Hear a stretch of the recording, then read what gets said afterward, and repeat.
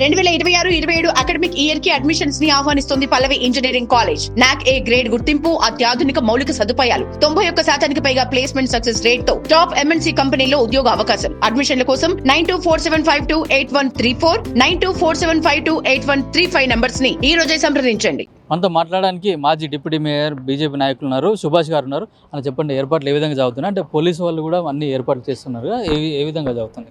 ఇప్పుడు 10వ తారీఖు రోజున సాయంకాలం 4 గంటలకు జరిగేటటువంటి నరేంద్ర మోడీ గారి బహిరంగ సభకి ఏదైతుందో భారతీయ జనతా పార్టీ తరఫున గత 2 రోజుల క్రితం భూమి పూజ చేయడం జరిగింది.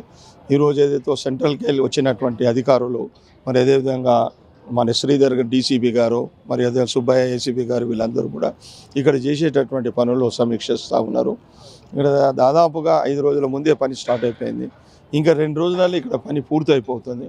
ముఖ్యంగా ముచ్చటగా 3వసారి నరేంద్ర మోడీ గారు మన యొక్క తెలంగాణకి రాష్ట్రానికి రావడం ఏదైతుందో చాలా అదృష్టంగా భావిస్తూ ఉన్నాం. ఎందుకంటే గత 12 సంవత్సరాల కాల పరిమితిలో నరేంద్ర మోడీ గారు తెలంగాణ రాష్ట్రానికి దాదాపుగా 12 లక్షల కోట్ల రూపాయలు ఇచ్చి అభివృద్ధి కార్యక్రమాల్లో తోడ్పాటు చేయడం జరిగింది. అదేవిధంగా 10వ తారీఖున వచ్చేటటువంటి దాంట్లో 8,000 కోట్ల రూపాయల ప్రాజెక్ట్స్ ఏవైతున్నాయో కొన్ని శంకుస్థాపనలు ఉన్నాయి, కొన్ని ఏమో పని ప్రారంభం ఇచ్చేటటువంటి పని జరుగుతూ ఉంది. ఎందుకంటే నరేంద్ర మోడీ గారు వచ్చిన తర్వాత భారతదేశం యొక్క దిశ పూర్తిగా మారిపోయింది. ప్రపంచవ్యాప్తంగా ప్రపంచ దేశాలన్నీ కూడా భారతదేశం వైపు, నరేంద్ర మోడీ వైపు చూస్తూ ఉన్నారు. మొన్ననే జరిగినటువంటి 5 రాష్ట్రాల ఎన్నికల్లో 3 రాష్ట్రాలు ఏదైతుందో బెంగాల్, అస్సాం, పాండిచ్చేరి గెలవడం జరిగింది. అదేవిధంగా తమిళనాడులో ఏదైతుందో అన్నాడీఎంకేతో కలిసి ఎన్డీఏ పాత్ర ఏదైతుందో బ్రహ్మాండంగా జరుగుతూ ఉంది. అంటే దాదాపుగా గతంలో జరిగినటువంటి పార్లమెంట్ ఎన్నికల్లో కూడా తెలంగాణ రాష్ట్రంలో భారతీయ జనతా పార్టీ 37% ఓట్లు సాధించి 8 పార్లమెంటు స్థానాలు కైవసం చేసుకోవడం. అందుగురించి నరేంద్ర మోడీ గారు ఏంటంటే రాబోయేటటువంటి రోజుల్లో తెలంగాణను అభివృద్ధి చేస్తున్నాము, ఇంకా అభివృద్ధి చేస్తాము అనేటువంటి ఒక విశ్వాసాన్ని తెలంగాణ ప్రజల్లో కల్పించడానికి వారు రాబోతూ ఉన్నారు. ఇక్కడ గతంలో ఉండేటటువంటి బీఆర్ఎస్ ప్రభుత్వం ఏదైతుందో ప్రజల యొక్క విశ్వాసాన్ని పూర్తిగా కోల్పోయింది.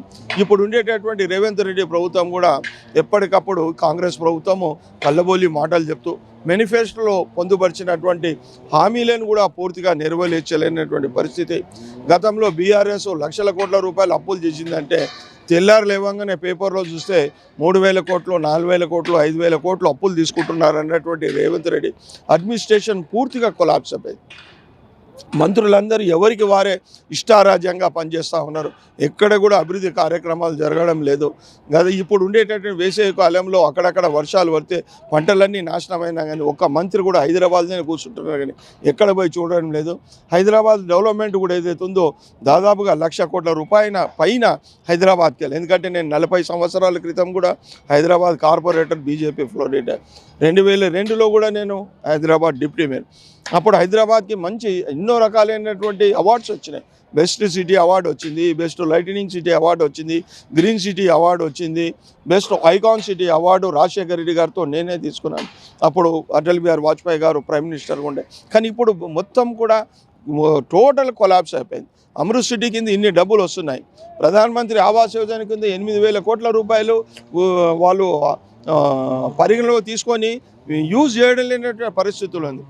ఈరోజు డ్రైనేజ్ వ్యవస్థ మొత్తం కొలాప్స్ అయిపోయింది. దాదాపుగా 29 సివరేజ్ ట్రీట్మెంట్ ప్లాంట్స్ ఏదైతుందో అమృత్ సిటీ కింద శాంక్షన్ అయినాయి. 4,000 కోట్ల రూపాయలు వచ్చినాయి. అది కట్టలేనటువంటి పరిస్థితి. నేను కట్టా అంటే సొమ్మొకటిది సోకొకటిది అన్నట్టుగా రేవంత్ రెడ్డి ప్రభుత్వం. ఈరోజేమో కొండా సురేఖ గారు ఏదైతే ఉన్నారో ఆమె చెప్తారు సెంట్రల్ నుంచి ఒక్క పైసా రాలే, 2 మంత్రులు ఉన్నా. అమ్మగారు మీ కళ్ళు లేనటువంటి కబోదీలు, మీరు కళ్ళుండి చూడండి. మీ సీఎం ఎందుకు పోతున్నాడు ఊకే? సీఎం మన ప్రైమ్ మినిస్టర్ దగ్గర ఎందుకు కలుస్తున్నాడు? మీ మంత్రులంతా కూడా పోయి కేంద్ర ప్రభుత్వ మంత్రుల దగ్గర ఎందుకు పోతున్నారు? డబ్బులు తీసుకొస్తున్నారు. మీ కోమటిరెడ్డి వెంకరెడ్డి కానీ మిగతా వాళ్ళు కానివ్వండి అందరు పోతున్నారు. ప్రతి డిపార్ట్మెంట్కు డబ్బులు వస్తున్నాయి. ఇక్కడ హైదరాబాద్లో కాదు, మొత్తం తెలంగాణ రాష్ట్ర వ్యాప్తంగా ఏదైతుందో అంగన్వాడీ కేంద్రాలలో కూడా సెంట్రల్ గవర్నమెంట్ పైసా.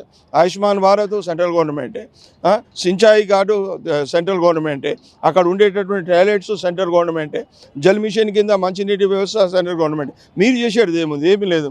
అన్నీ కూడా కేంద్ర ప్రభుత్వం నరేంద్ర మోడీ గారు పంపించిన నిధుల వల్లనే తెలంగాణ రాష్ట్రం ఏదైతుందో బ్రహ్మాండంగా అభివృద్ధి చెందుతూ ఉంది. కానీ ఇక్కడ ఉండేటటువంటి ప్రభుత్వం కాంగ్రెస్ రేవంత్ రెడ్డి ప్రభుత్వము సెంట్రల్ గవర్నమెంట్ సహయోధ్య లేకుండా మంత్రులు ఇష్టారాజ్యంగా మాట్లాడుతూ ఉన్నారు.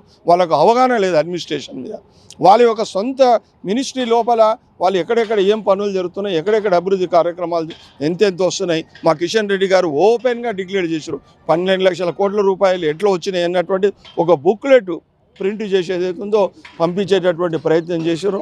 కాబట్టి ఈ యొక్క సభ ఏదైతుందో బ్రహ్మాండంగా జరగబోతూ ఉంది.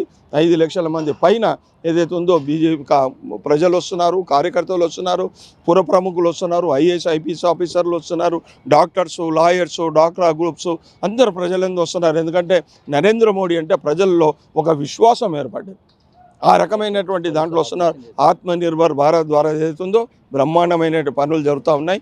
తప్పకుండా ప్రజలు ఎక్కువ మందికి వస్తారు. పబ్లిక్ మీటింగ్ సక్సెస్ అవుతుందని చెప్పి ఈ సందర్భంగా తెలియజేశారు.